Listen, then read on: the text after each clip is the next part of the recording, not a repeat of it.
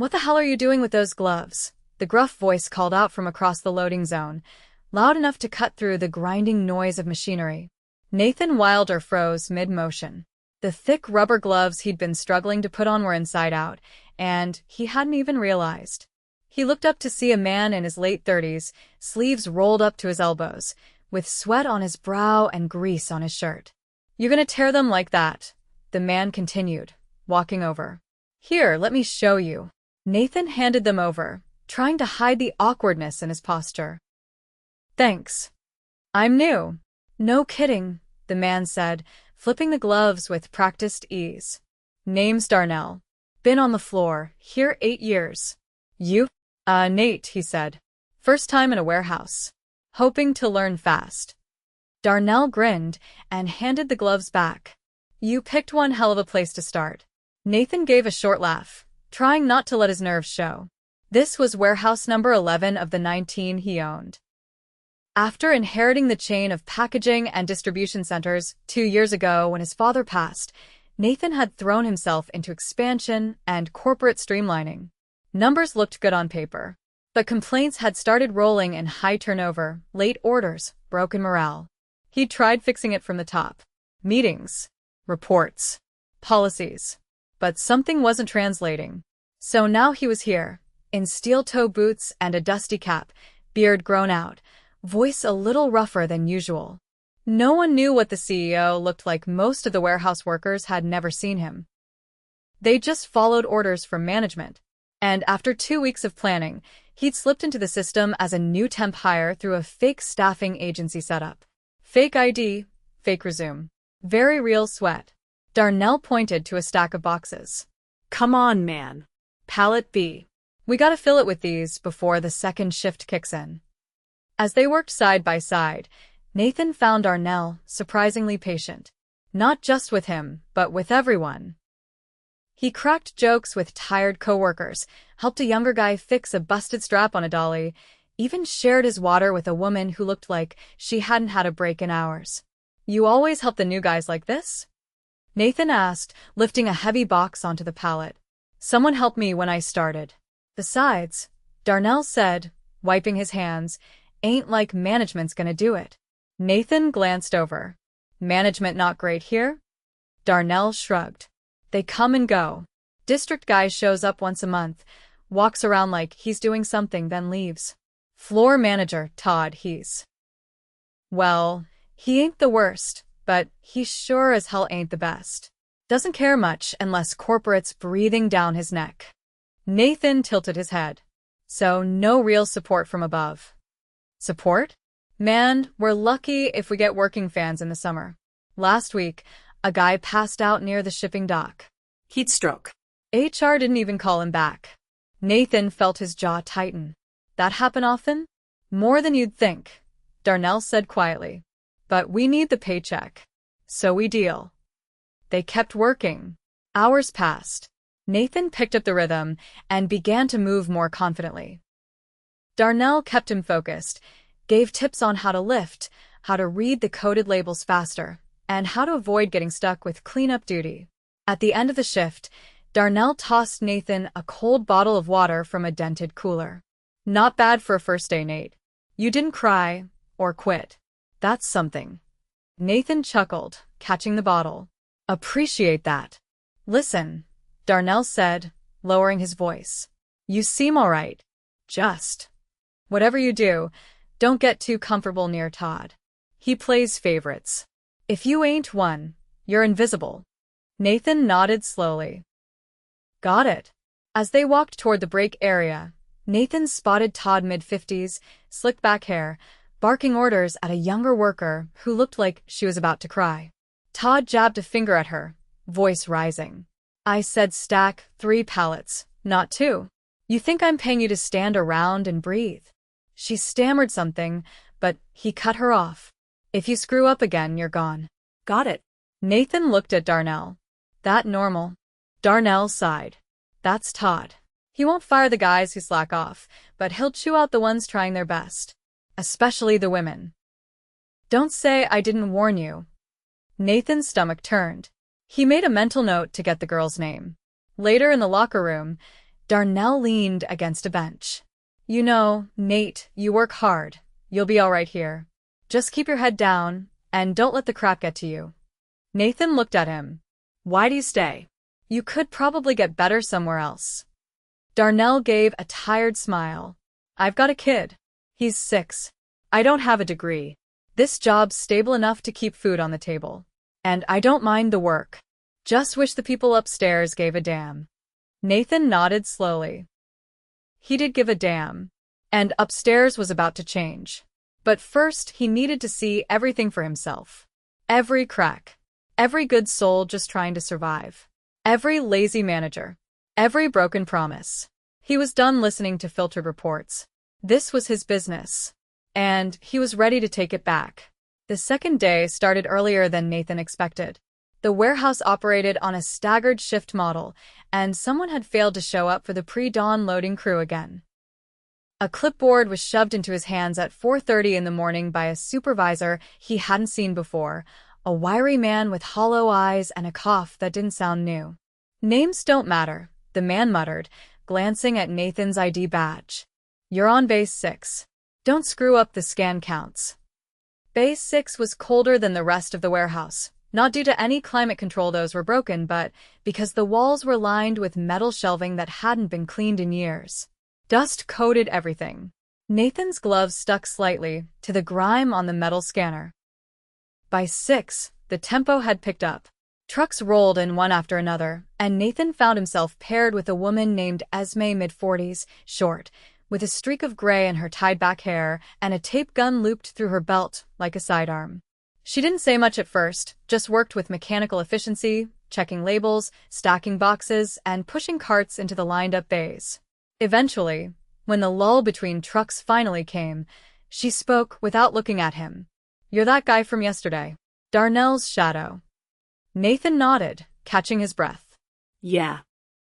Name's Nate. She offered a quick glance, then returned to organizing labels. You're not bad. Most temps drag their feet. You seem like you're paying attention. I'm trying to learn, he said. She raised an eyebrow. You planning to stay past the probation period? He hesitated. Maybe. Depends on how things go. She didn't follow up. Just handed him the next label sheet. Then pay attention to Todd's rotation board. He changes assignments without telling anyone. Happened last week. 2 guys got written up for being in the wrong zone. Nathan scanned the sheet. Doesn't sound like an accident. It's not, she said flatly. He watches who talks back. Who doesn't bend fast enough. A few of us just keep our heads down and make sure we're not on his list. He watched her sort the labels again. Her hands moved fast, but her eyes kept darting toward the office windows above the main floor, the same windows Todd had been pacing behind yesterday. Why put up with it, he asked. She glanced at him again, this time longer. Because I've got 2 kids in school. My oldest wants to be a nurse. That takes tuition. That was all she said before the next truck arrived.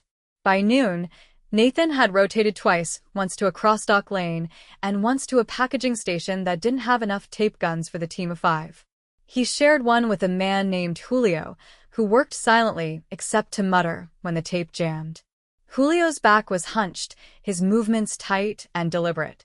At one point, he dropped a box on his foot and didn't yell, just bit down on the pain and kept going. You all right? Nathan asked. Julio nodded, though his face said otherwise. Ain't the first time. Does anyone ever report injuries here? Julio shook his head. Todd says if we miss time, they dock hours. Last guy who turned in a report got sent to the night shift. No transport, no way to get home. Nathan stared at him. They can't do that. Julio gave a tired shrug. They do. The bell rang for the half-shift mark. No one moved toward the break room.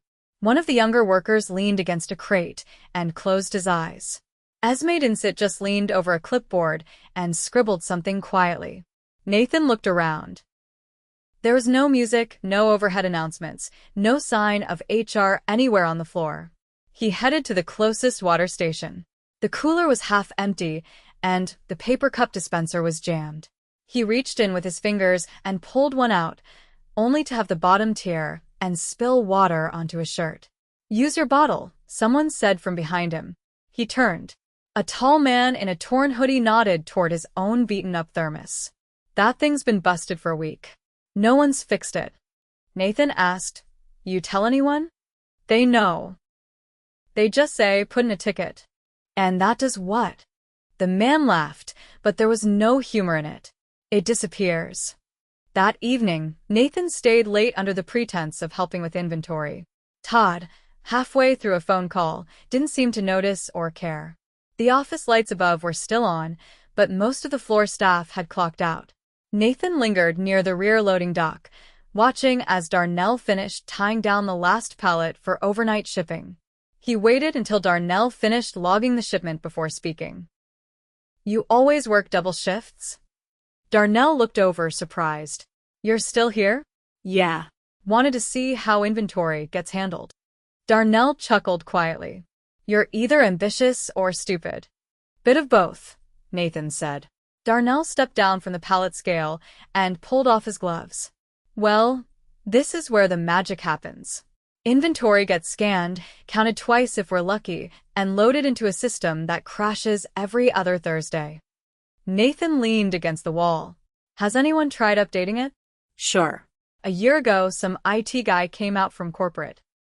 Spent 2 days looking confused, then told us to keep using the legacy interface until further notice. Nathan's jaw tightened. That can't be efficient. It's not, Darnell said. We lose track of inventory constantly. Last week, we shipped 2 pallets of cleaning supplies to a toy distributor in Kansas. He shook his head. Still, Darnell added, you get used to it. We make it work. Nathan watched him closely. Why do you care so much? You could just clock in, do the basics.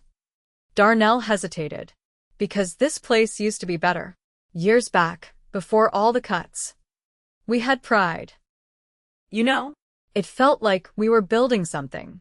Now it's just about shaving minutes off everything. But I still show up. Because if I don't, someone else gets crushed under the load. Nathan looked down at his own hands. The gloves were already fraying. He knew what he had to do. The next morning, Todd was already in the office by the time Nathan arrived. Nathan stood at the edge of the floor, watching him through the glass. Inside, Todd was leaning over a desk, talking to someone on speakerphone, laughing. Nathan turned away and headed toward Bay 4. He didn't need more evidence. He needed to understand the scope, how deep the rot went. As he passed through the aisles, he caught sight of Esme again. She was standing near a broken-down pallet jack, arguing with a man in a green vest, clearly a maintenance worker. The man kept shaking his head. I'm telling you, they pulled the part for another site, he said. Esme snapped back. So, we're just supposed to drag these by hand? Not my call, the man replied. Talk to Todd. Nathan didn't interrupt. He just kept walking. He needed 1 more day. Maybe 2. Then, he'd have enough. Because what he saw wasn't a broken warehouse. It was a broken system. And fixing it would start with one very public reckoning. Nathan didn't sleep that night. He lay on the stiff mattress in the cheap motel room just outside the industrial zone, staring at the water-stained ceiling, replaying every face, every exchange.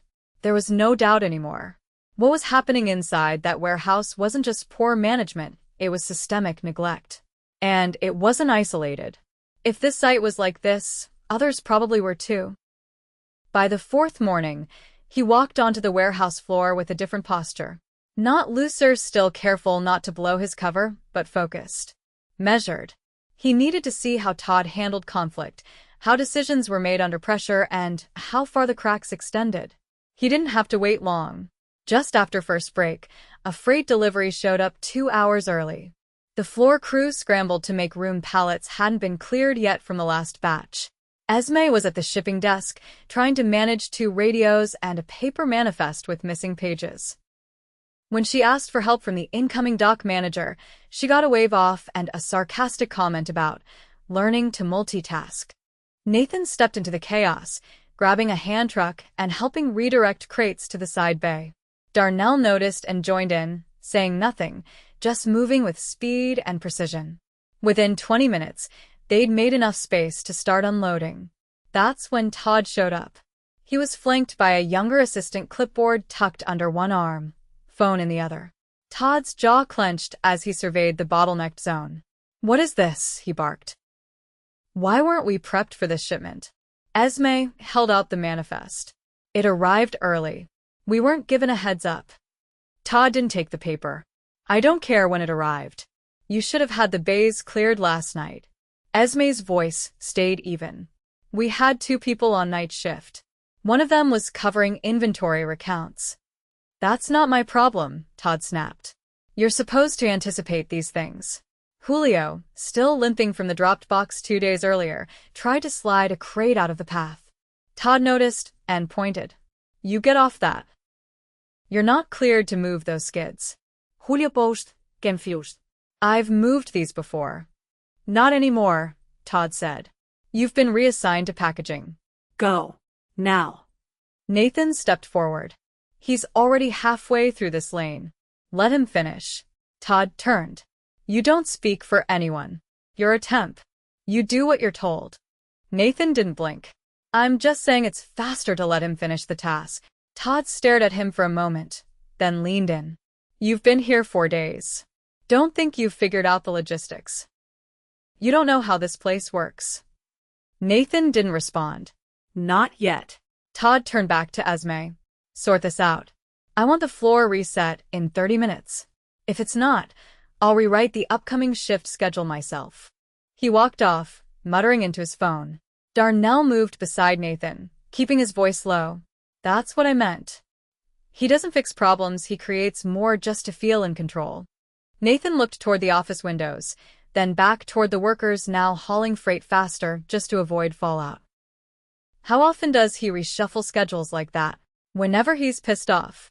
Which is often. That afternoon, Nathan found a moment to pull Esme aside near the packaging station. "You all right?" he asked. She nodded, but her shoulders were tight. "I've been here 8 years. Never missed a shift. And still, one wrong day, and I'm on his radar." "You think he's targeting you?" "No."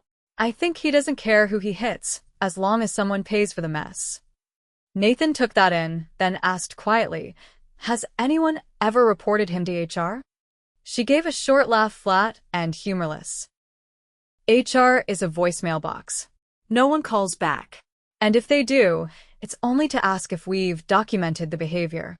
You know how hard it is to document a guy who gives verbal orders and deletes emails." He nodded once, then asked, "What would make this place better?"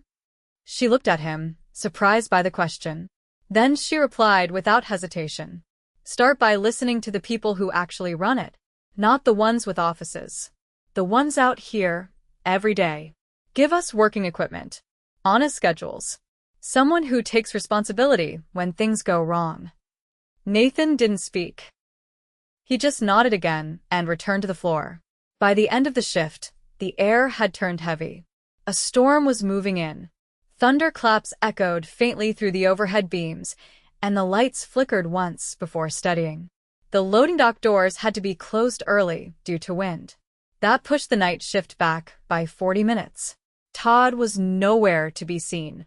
He'd left just after 3, said he had a district call. No one had seen him since. That left the crew scrambling to reorganize. Nathan stayed late again, helping Darnell and Julio shift the remaining crates to the backup storage unit near the back wall. As the last dolly rolled into place, Nathan leaned against a beam, sweat clinging to his neck. Darnell lowered his voice. "You've seen it now. All of it. You're not like the others. You ask questions. You show up." Nathan looked at him carefully. "What would you do if you were in charge?" Darnell exhaled slowly.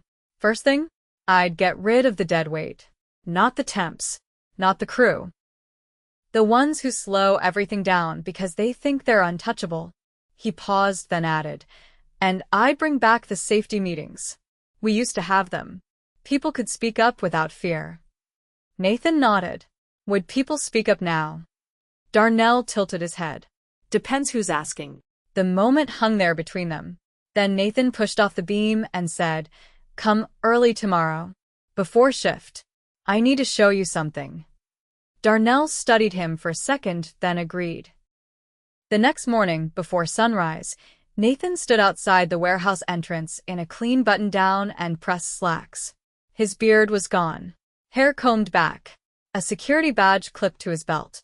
He waited by the front doors as the first workers trickled in, most not recognizing him. Darnell arrived just before 6, confusion spreading across his face as he approached. Nate.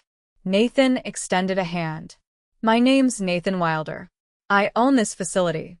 Darnell stared at him, unmoving. Nathan dropped his arm. I needed to see for myself what was happening here. Everything you told me, it's worse than I expected. Darnell's voice was low, wary. You lied. I had to. Reports don't show the truth. People hide things when they know I'm watching. A pause passed between them. Why tell me first? Darnell asked. Because you never stopped caring, even when everyone else gave up. At that moment, a black SUV pulled into the lot. 2 representatives from corporate HR stepped out, followed by a regional operations officer. Nathan motioned them inside. Within 30 minutes, the warehouse was gathered in the main loading zone. The intercom had been silent for years. Nathan had it reconnected that morning. He stepped onto a crate and faced the workers. My name is Nathan Wilder. I'm the CEO of this company. I've been working here the last 4 days under a different name. Murmurs rippled across the floor. Esme's eyes widened. Julio's grip tightened on his cart handle. Nathan held up a hand. I've seen enough. I've seen broken equipment, skipped safety protocols, and workers punished for doing their jobs. He scanned the crowd. That ends today. Todd was nowhere in sight. Nathan had already handled that. Todd's badge was deactivated that morning, his access revoked. HR would be waiting for him at the district office with a full report. Nathan continued. We're starting with 3 immediate changes.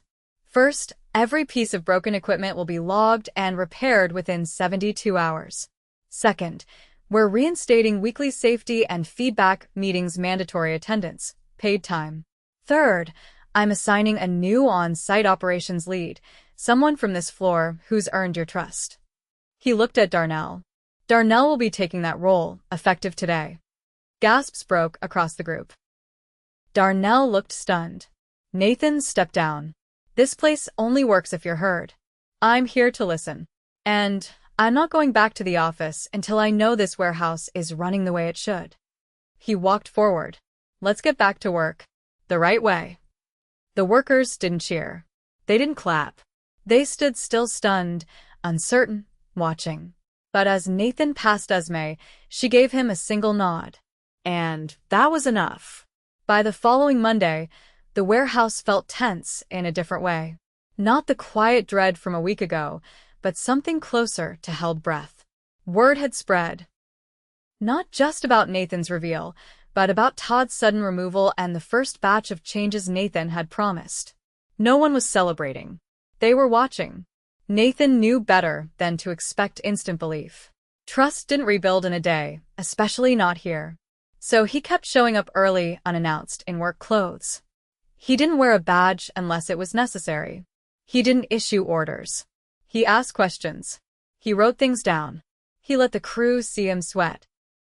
The first feedback meeting was held inside the old inventory office, a cramped side room with a flickering light and water stains on the ceiling tiles. Nathan didn't bother having it cleaned up. He wanted the discomfort to stay visible.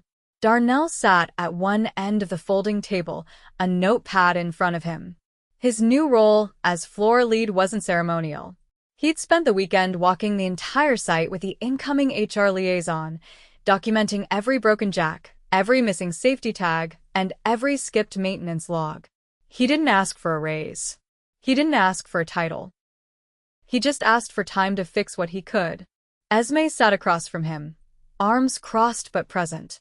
Next to her was a younger worker named Brian, who rarely spoke on the floor but had volunteered to help manage shift rotations. Julio was there too, his foot wrapped in a brace after Nathan had personally sent him to urgent care on the company's tab. Nathan stood at the front. I want to be very clear. This is not a formality. I'm not here to defend policy. I'm here to understand where we've failed and what it's going to take to fix it. Brian spoke first, quietly. The second shift keeps getting cut short. We're still expected to hit full output with fewer hours. Darnell nodded. That's because we've been under quota for 6 straight months. The old system used to auto-adjust based on demand, but no one's been tracking the shifts manually since last year. Nathan leaned on the table. Can we build a manual override until the new system's in place? Brian glanced at Darnell, then shrugged. If I get access to the schedule backend, yeah. You'll have it by tomorrow, Nathan said. Esme tapped her pen once. We still don't have a working lift in Zone 3. I've been dragging 40-pound boxes across concrete for 3 days. I submitted that ticket, Darnell added. It's marked low priority. Nathan turned to the HR rep in the doorway. Reclassify it. I want all lifting equipment flagged by weight, not location. If it's above 25 pounds and the gear's down, it's high priority. The rep nodded and took notes. Julio looked up. What about injuries? Do we still lose hours if we report them? No, Nathan said. We're overhauling that policy. I've already submitted it to legal. You'll be paid for any health-related mischiefs, and none of it will affect your standing. Julio didn't nod. He just watched. After the meeting, Nathan stayed behind to clean up. Darnell lingered. You sure about making all these promises? Darnell asked. People are waiting to be let down. I'm not promising perfection, Nathan said. I'm promising effort. Every day. Darnell looked at the scuffed walls, the cracked tile. Then you've got a long road ahead. I know, Nathan said. You still with me? Darnell didn't answer right away. Then he said, yeah. But don't disappear once the headlines fade. Nathan didn't intend to. By midweek, changes began to show, but not in grand gestures. The old water cooler was replaced. The broken fan near Bay 6 was swapped out. A second first aid cabinet was installed near the packaging station, fully stocked. And most importantly, the crew noticed that when they spoke, someone actually wrote it down. Nathan kept walking the floor. He didn't hover. He helped where he could, and when he didn't know something, he asked. Workers began to approach him, cautiously at first, then with more directness. One asked for better gloves. Another asked for a quiet place to eat lunch. A third simply asked if the time clocks could stop glitching and docking 15 minutes from early logins. Nathan brought in tech support that same day. He kept his office door open, often sitting in the break room instead. And when the district manager arrived unannounced on Friday, Nathan met him in the lot before he got past the gate. You're not walking the floor alone, Nathan said. You're going to meet every crew lead. You're going to listen. And if you try to gloss over anything, I'll replace you. The man didn't argue. That weekend, Nathan met privately with the site's longest tenured night shift worker, a woman named Patrice who had worked through a fractured wrist last winter because there were no backups. She'd kept quiet all year, afraid of being replaced. Her story didn't come with anger, it came with exhaustion. Nathan asked her one question. What would have made you feel safe? She answered without hesitating. Someone noticing before I broke. He didn't forget her words. 2 weeks later, the first internal audit was completed.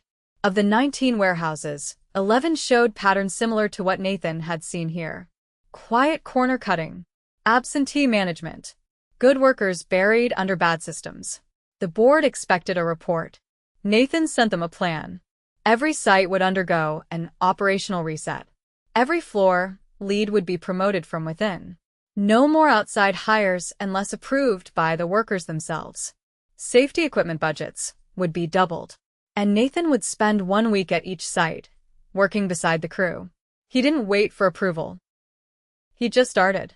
On his last day at the warehouse, Nathan stood near the main gates at shift change. Workers buzzed past him, some still skeptical, others nodding as they passed. Darnell approached, holding a clipboard under his arm. They sent the new guy for the old Todd slot, Darnell said. He's green. But he listens. I think he'll be all right. Nathan glanced at the building. It's yours now. Darnell gave a half smile. It was always ours. You just finally noticed. Esme passed by, gave Nathan a once-over, then said, "Don't forget how we work when you're back in your suit." "Not a chance," Nathan said. Julio, still in his brace, gave a quiet wave from the dock. Brian was already resetting the rotation board, this time with names in columns instead of numbers. As the sun dipped behind the building, the warehouse stood mostly the same, still loud, still worn, still under pressure. But inside, something had shifted. Not everything was fixed. Not yet. But for the first time in a long time, people believed it could be. And that was where real change began.